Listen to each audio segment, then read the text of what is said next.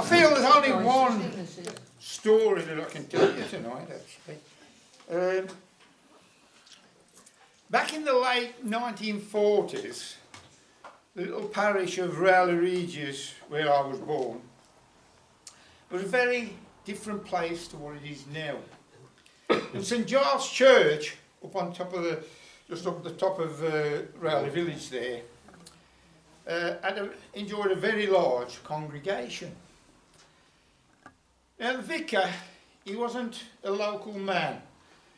He was a large, red-faced, jolly sort of fella. I wouldn't say he was loved by his congregation, but he was respected because a few years before, when it had mattered, he'd done his bit. I mean, he'd been plucked from the beaches of Dunkirk with the British Expeditionary Force. A few years later, he landed in Normandy with the Allied force there. But Britain was changing. Everything was starting to get back to normal. It wasn't going back to normal, you know. People wanted different things. And people were starting to go on holiday again. And of course, it was no good going abroad because Europe was in a terrible state. And not only that, you've got to be seen to fly in the flag. So, you know, people who could afford to go on holiday, you know, stayed in this country. And, of course, travel wasn't so easy then, was it? But, you see, most of the people in Rowley Regis, when they had the 1 week's holiday, then the factories shut down every year, couldn't afford to go on holiday. I mean, most of them, well, some of them would manage to get down to the country, do a bit of fruit picking, this sort of thing, change the scenery, a bit of fresh air. But, so you can imagine, they weren't sort of that overjoyed when the vicar announced from the pulpit that he was going down to the coast for a fortnight's holiday. So anyway, off he went, and that first morning, he's walking there along the promenade with his, you know, a full English breakfast under his belt, copy of The Guardian under his arm, and he bumped into a parishioner of his and all his family. Now, unfortunately for the vicar, he'd abandoned his badge of office, his dog collar. He'd got his top button undone, and below his rather ample midriff, blowing in the wind, was his ex-army shorts. Well, there was a bit of an embarrassed meeting between the two parties, and they went their own way. The vicar wanting to get on with his holiday, and but the parishioner, he wasn't a wealthy man, but he worked for the newly nationalised British Rail Company, and he managed to get concessionary tickets for himself, his wife, his kids and his in-laws. And they'd gone down to the coast just for the weekend. So by Monday, they were back home, and that's when the cauldron of gossip started to stir, and it got murkier and murkier because with each telling it changed.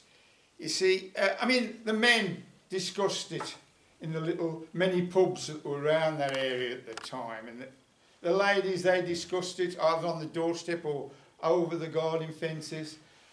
And these stories, that, like I say, they grew and grew. I mean, in fact, it turned out the vicar wasn't only wearing shorts, but he was stripped to the waist, displaying saucy tattoos on his forearms. There was one version where he got a young lady on the one arm. There was another version where he got two young ladies, one on each arm. And there were other versions that I don't, intend to disclose to you here. But anyway, the men of the parish said they weren't surprised by any of this because they reckon the clergy were all a bit limp-wristed anyway. But the ladies, well, they were ready to give him the benefit of the doubt. And they put it down to the rays of the sun. You see, because down at the coast, the clear air, you know, the sun is much more powerful, and that probably affected him. Not like here in you know, in this area when it was all industrial like it was. And what they said he should have done was take his handkerchief, you know, tie knots in the corner and put it over his head to protect him. But then there was this absolutely stupid version of this story where he was wearing a pink beret at a slightly jaunty angle. So you can see that the vicar was on an hide into nothing. When he got home, his usually large congregation had dwindled to just an handful.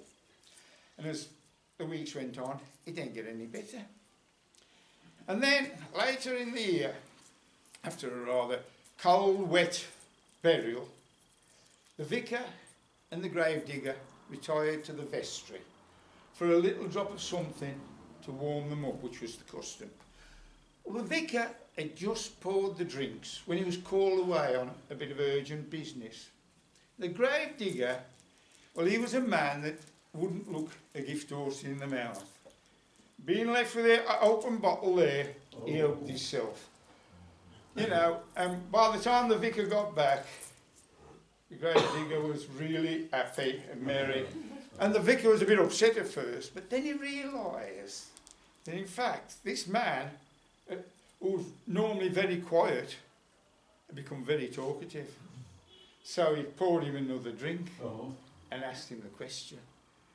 And the gravedigger told him every single sordid version of that story.